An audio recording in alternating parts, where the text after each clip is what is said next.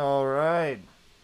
Good afternoon, everyone, and welcome to the podcast. Today, we have Tyler from Rest Aside, frontman and singer. Well, for those of you who don't know what a frontman is, Ayo Daily Offensive. Thank you for hopping in the stream so early, my guy. And I appreciate you, Tyler, for coming on and giving us the opportunity to talk to you and learn a little bit about your music. Yeah, thank you.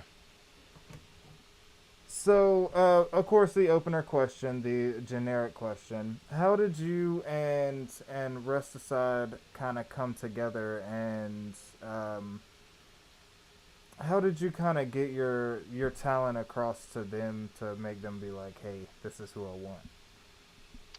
Okay. Well, I mean, I guess I can preface. The whole group started with me and my older brother.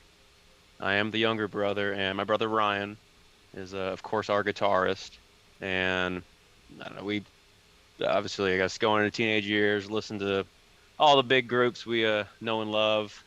Metal and everything that our parents don't like, and edgy and you name it. If it was brutal, we were like, oh yeah, we're gonna listen to it. And took music in school, and towards into high school and going forward, we were like, let's write some music. So we downloaded at the time was a trial version of Pro Tools. Um, Made some really bad music, and then over time, I just started writing some poetry, music, and was like, and then cool, we're gonna make actual lyrics. That's kind of cool. And we both play guitar and started making music and got some friends to join along, and here we are.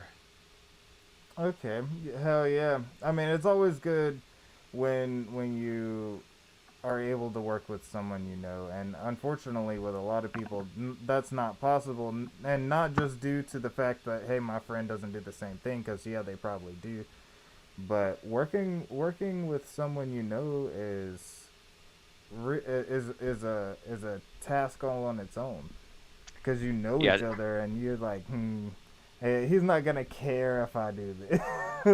no, no, not at all. But it's nice also. I'm making music with someone that's real close to you. I guess there's not a barrier of honesty that is really held back. So if we're like, oh yeah, that sucks, it's by no means sugar coated, but we make it work and you know enjoy it at the for what it is. Now, how did you come to find out like singing was the way to go for you?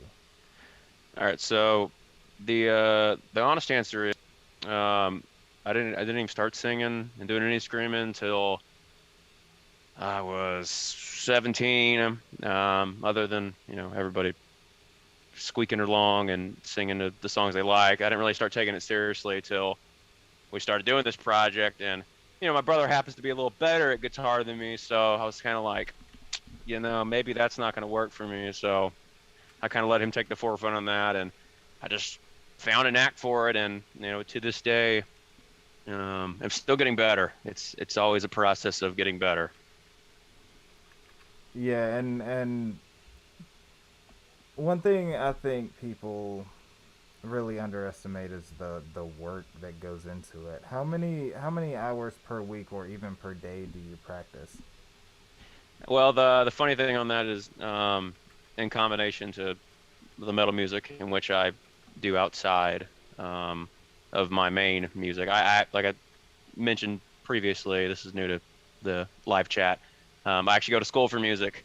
I do and have sang in choirs, so it's definitely a world of opposites. So I've never in any way told my choir teachers like, hey, this thing I do outside singing, scream. It's very taboo, but like there's a lot that goes into it. The science of it and listening to yourself, and of course, doing something wrong to do it right.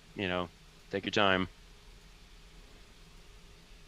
How would you say that the vocal exercises from singing choir type music to doing the vocal fries and things like that Is it kind of different, or it's really just And I would say it's very, very connected in the sense of, something that helps me personally and all of singing. This isn't just screaming, is, huge, especially in metal music.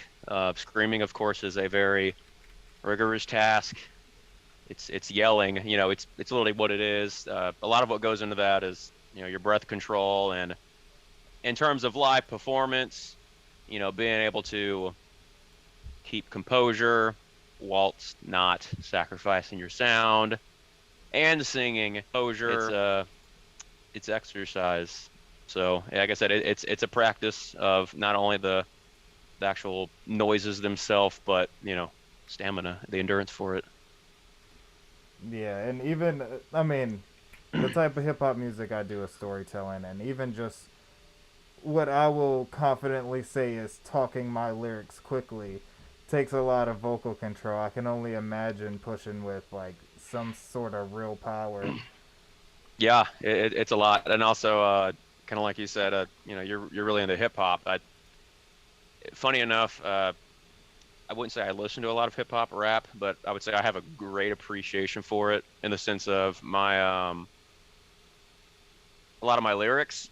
Some of them just read like poetry, but I'm a total fan of some freaking fast flow, and doing that all while screaming is so awesome if you can do it. Yeah, and uh, that brings me to a song that I was listening to on your. It was on, yeah, it was on your Spotify. Here we go.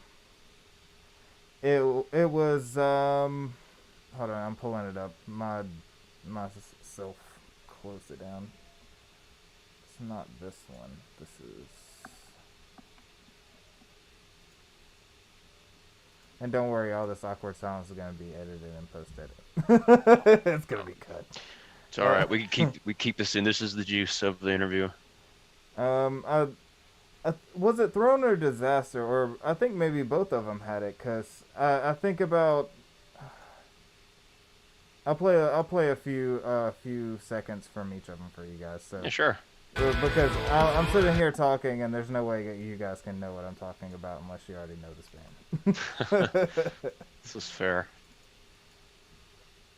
Okay, so this is a little bit from Throne.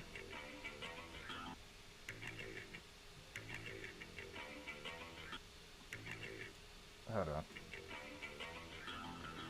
There we go.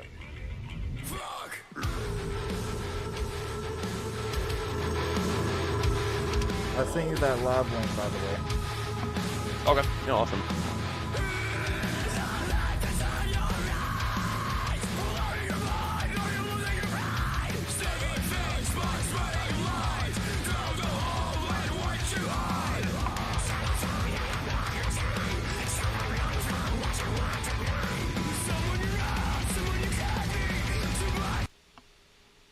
Sorry, you only get 30 seconds of each, guys.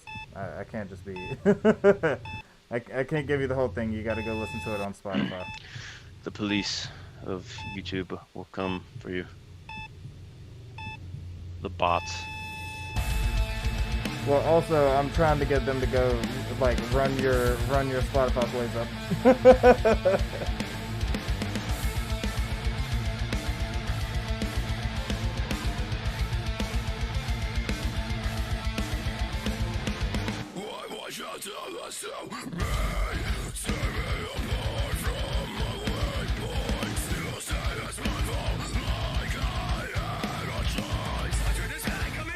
Right here. 34 seconds into Disaster. Very, very impressive. I know the last time I attempted any kind of scream vocals, I was coughing for at least 30 minutes. I was coughing longer than my practice was.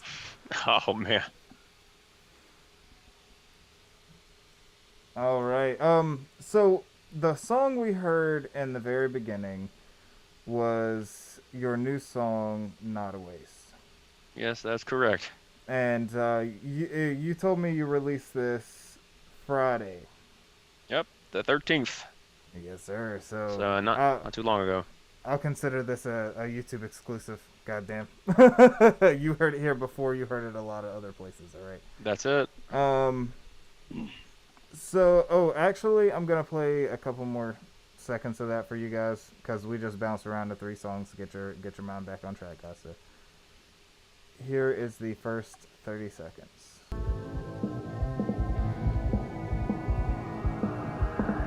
I'll give you the lyric video too. Here, let me drag this over.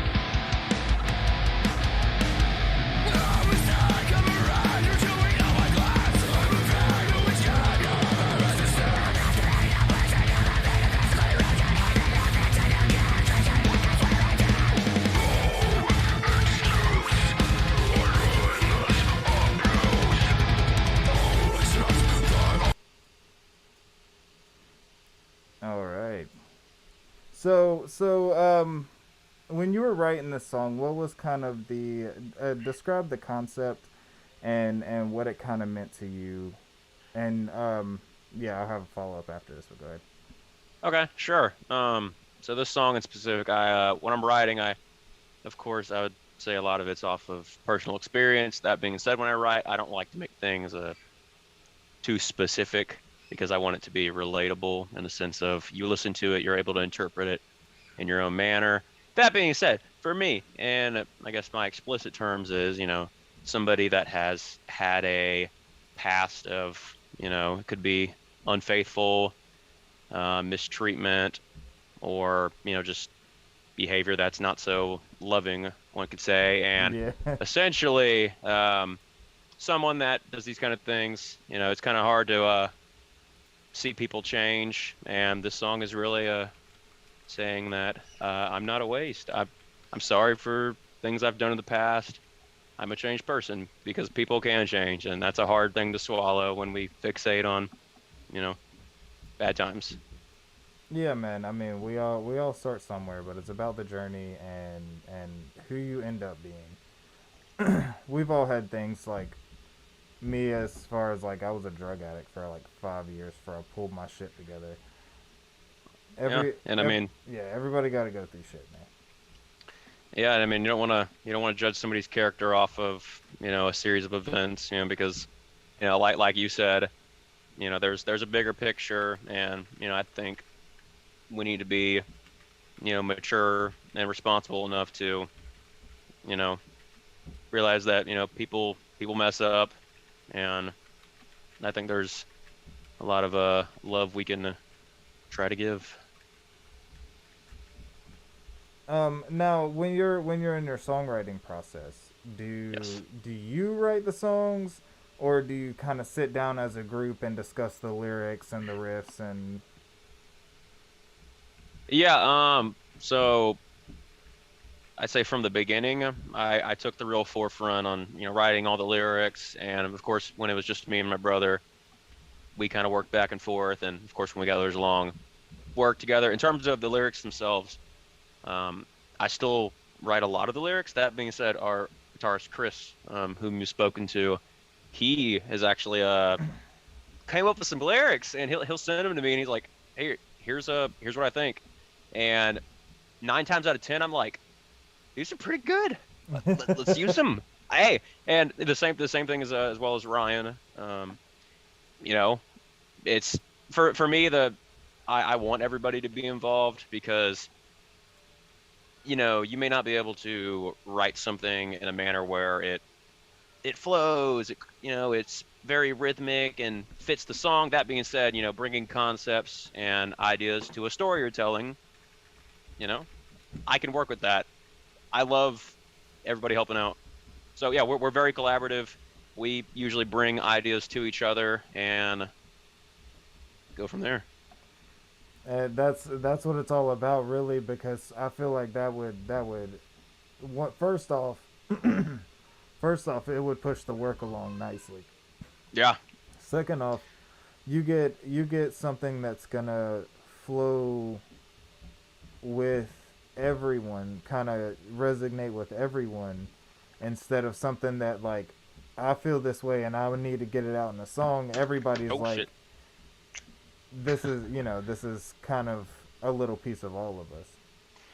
Yeah, and I mean, I think that's something to appreciate on its own. It's definitely it's our song. It's not mine, not his, and we're all doing it together.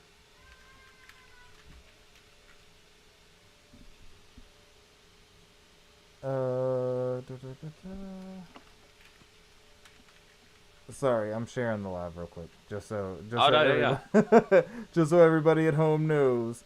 I didn't forget what I was saying. I was promoting. very important.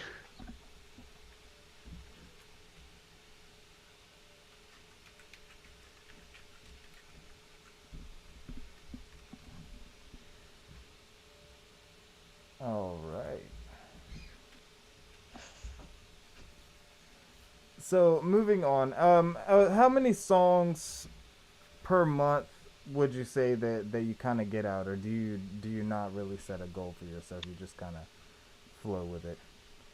I think in more recent times we've been kind of gearing things a little bit differently in the sense of there's always the question we've asked ourselves, and I think there's a pretty obvious answer to it.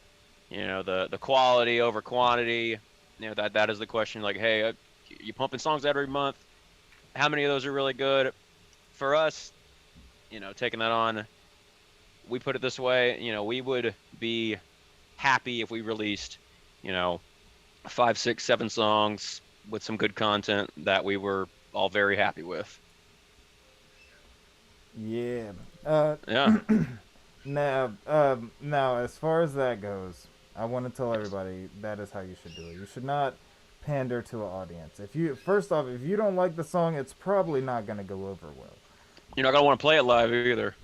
Exactly, and you're gonna you're gonna end up sitting there with a song that you hate, and everybody's gonna know that you hate it from the way you played it, and they're not gonna listen to it. People can Yeah. tell when you're trying to sell out. Yeah. Now, And go ahead. I was gonna say just onto that, too. If you're doing playing shows more frequently, and of course, how a lot of people run their schedules is, you release a song and over a series of few months, play your shows, and if you're, I guess, as you mentioned, playing songs you don't enjoy, you're not gonna have fun. Nobody's gonna have fun watching you, and that's kind of pointless at that point. So how many shows have you done, and what was maybe one of your favorites? Okay. We've only done a handful to start the year.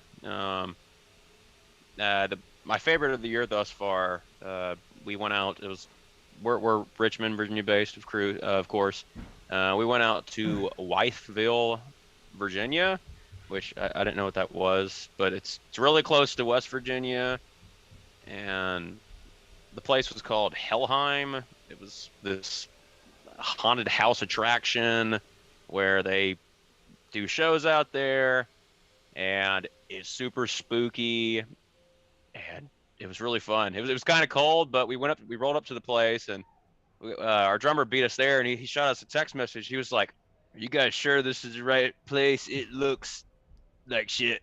And then we were like, "Yep, this is the place." But it was freaking awesome. It was all part of the aesthetic, and great people out there, and I don't know, I like going to new places, and not necessarily about uh, music scenes, where their shows are at. You just meet some cool people, and this place was a pretty small town, so when they had a show out there, they were like, "There's nothing but open fields and mountains." They were like, "We're gonna go to the show," so good turnout too. Hey, hell yeah! She Yeah. play outside in the mountains, let it echo. Yes. Now, when you first got into music, how did you decide that this was gonna be the genre or the kind of road you wanted to follow? Well, I guess it's for me, and I know this is like a really stereotypical answer. Well, I have two answers to this really. First of all, um, I think controversy is exciting. I don't think metal is necessarily what it was because it's been around so long. People aren't necessarily like burning down churches anymore, and people aren't like scared of metal per se. Some people are, but it's not quite like that. And it's just in the sense of, it's controversial. I think it's exciting to talk about and make music about things people are not so wide open about.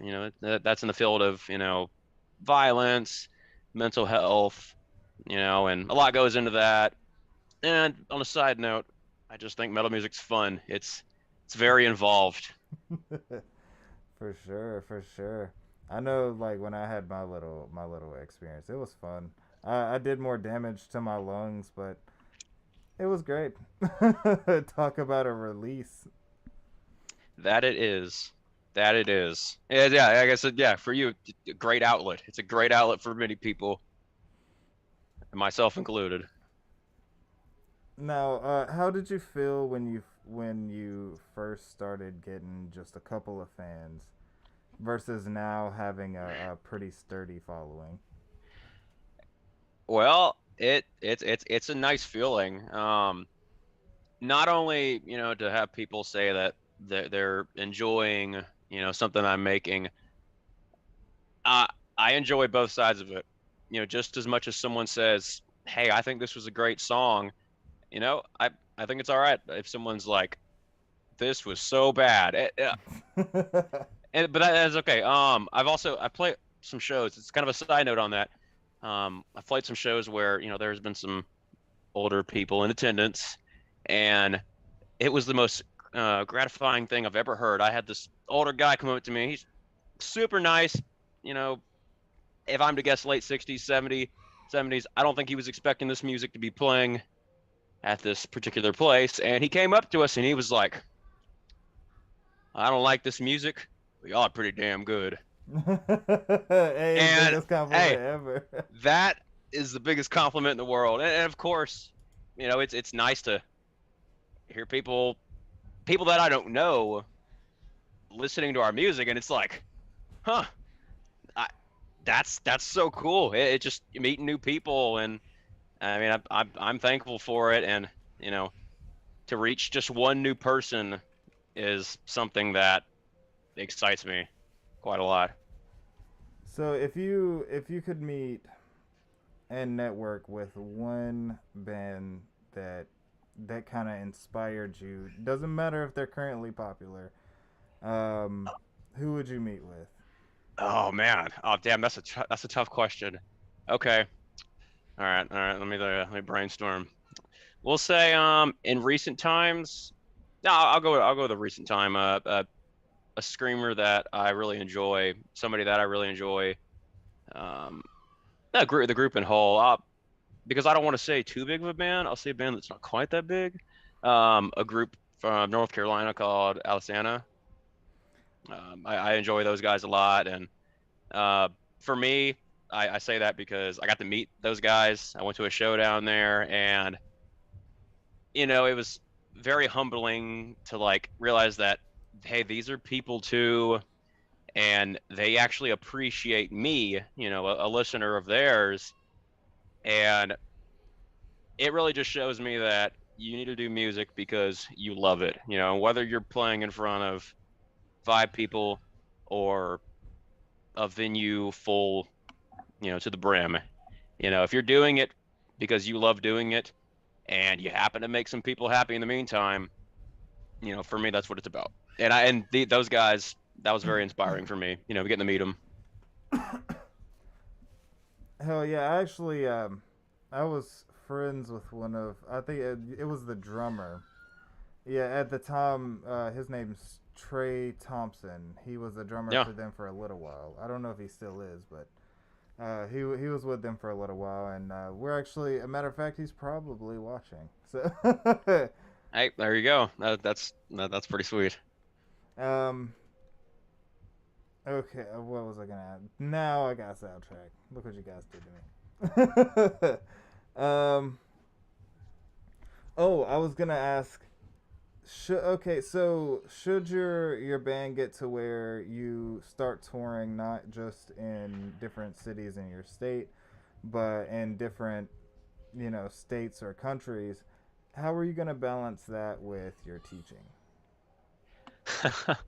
Well, I'll give the answer. The honest answer on it is, if I can, I will just do this. If there is no balance to be had, the thing on that, which I'm really glad you asked that. Part of what I'm going into is a profession where you're only working, 9.5 months out of the year. So that being said, as a teacher, I'm gonna have a summer break. I'm gonna have all this spring break, and hell, if I can, I'd love to go on tour in between that. Hell yeah. If there was a balance to be made. But that being said, if I could do this full time and that was no more discussion, I'd be happy with that. Hell yeah, as any artist would. Yeah, Um, Now we're coming to the end of our interview. We've been on for almost our full 30 minutes. went by fast. Hell yeah, we're at 26. So, before I get off, tell us kind of a list of your inspirations, your top five famous inspirations, and your top five underground inspirations that maybe no one's heard of. Okay. I guess I'll give just some of my favorite artists that mean the most to me. I guess that's how I'll interpret that. Um, I guess my favorite vocalist of all time, more specifically, is Corey Taylor. That's where I learned the aggressive style itself. Um, I really enjoy Alisana, like I mentioned. Another group I really love is Rise Against.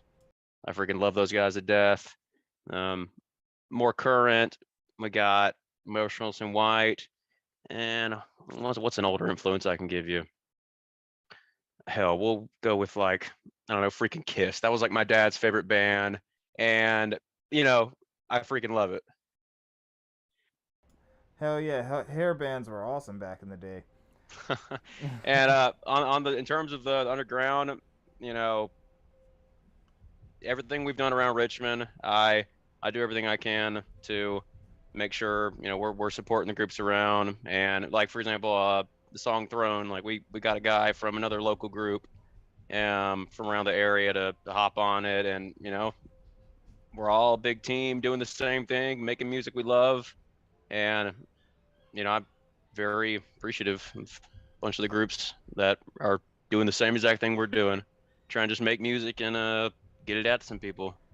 Awesome. That actually leads me into the second question. What advice would you give to someone who's kind of trying to do what you do as like a vocalist and a singer and a screamer, to kind of help their journey along and maybe save them some pain?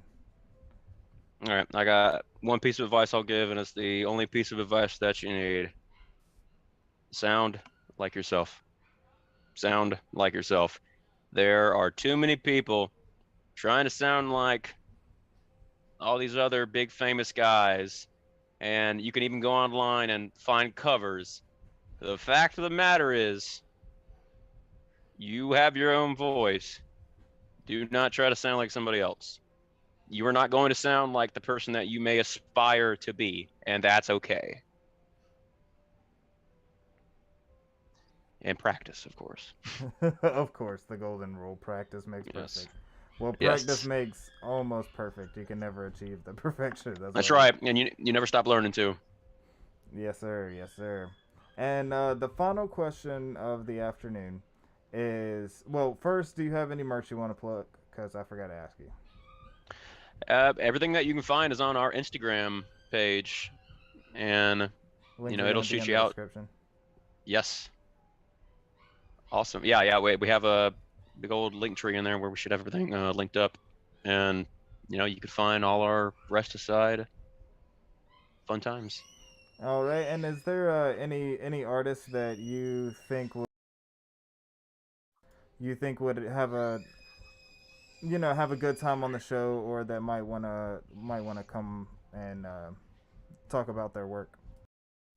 Yeah, I mean, like I said, I got a couple buddies and a couple other Richmond groups. I can shoot your way, and I could definitely get them on board. Hell yeah, I'd love to talk to all of them, man. I mean, it's always nice to be able to talk to artists from every genre, and I do like painters, potters, anybody who does any kind of art, including like woodworking and sculpting. Send them our Oh way, man. man. Yeah, All I would right. love to have everybody, man. Yeah, dude, man. I appreciate it. And once again, dude, thank you. I appreciate it. Hell yeah. Then thank you for everybody who came on and watched this afternoon. I know I didn't build as much as I normally do, but I've been a little busy this week. We had a couple things going on around here, so I appreciate you guys understanding that. I appreciate you guys showing up. And if you're watching after, make sure you hit that subscribe button, hit that notification bell, and go listen to Rest Aside on Spotify, YouTube, and check out their Instagram. I'll see